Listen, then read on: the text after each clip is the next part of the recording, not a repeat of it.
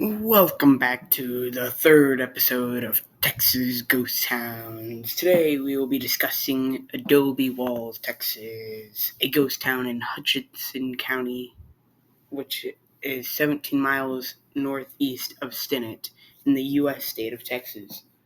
It was established in 1843 as a trading post for buffalo hunters and local Native American trade in the vicinity of the Canadian River.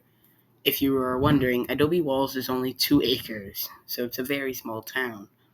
It later became a ranching community, though historically, Adobe Walls is the site of 2 battles between Native Americans and settlers.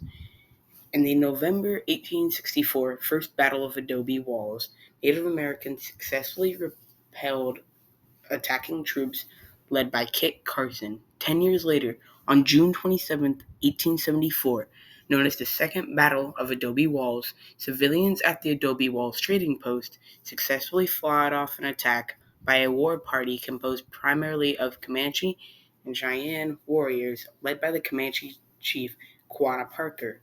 The second battle led to a military campaign which resulted in Indian relocation to the Indian Territory. Quanah Parker is a war leader of the Coahiti, or Antelope Band of the Comanche Nation, and he was likely born into the Noconi Wanderers Band of the Tabinoka, and grew up among Coahitis, the son of Coahiti Comanche Chief Pete Nocona, and Cynthia Ann Parker, who was an Anglo-American who had been abducted as an 8-year-old child during the Fort Parker Massacre and assimilated into the Noconi tribe.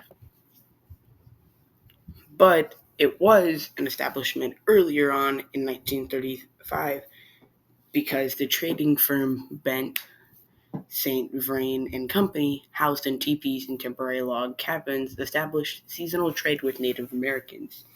And in 1843, the company established a log structure trading site on what is now known as Bent Creek. There we go. In Hutchinson County.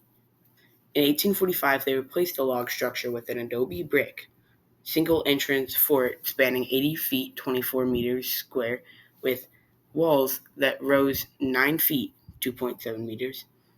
The fort was closed in 1848 due to Indian depredations. The last trading trip sponsored by the company was held in the winter of 1848, and in the spring of 1849, William Bent found part of his livestock slaughtered by local Indians. In response, he blew up the remains of the interior of the fort and departed the panhandle of Texas. By the time of the battles decades later, the adobe structure was permanently abandoned, leaving only crumbling adobe walls. In 1874, a new complex was erected north of the ruins by traders from Kansas. About a mile north of Fort Adobe ruins, the Myers and Leonard store was created by merchants from Kansas after the destruction of Adobe Walls in March 1874. Bent Creek, west of the walls, flowed the northwest and southeasterly direction to the Canadian, passing close to the ruins of old adobe walls. About a mile and a quarter south of the new Adobe Walls, east of Adobe Walls, lay the open valley of Adobe Walls Creek, terminating in a growth of willows, cottonwoods, hackberry, chinaberry, and stunted elms that fringed the stream. This is from The Life and Adventures of Billy Dixon. Dixon described the 1874 establishment as all the buildings at Adobe Walls faced to the east, the only one standing in a row. On the south was the store of Wrath and Right, with a great pile of buffalo hides at the rear. Then came Hanrahan's saloon, and 50 yards or 46 meters or so north of the latter was the store of Leonard and Myers. The building forming the northeast corner of the Big Picket Stockade and the southwest corner of the stockade was a mess house and the store as well.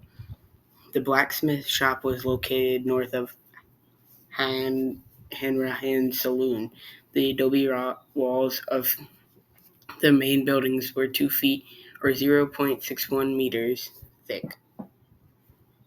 Thank you for listening on this third episode of Texas Ghost Towns, the story of Adobe Walls.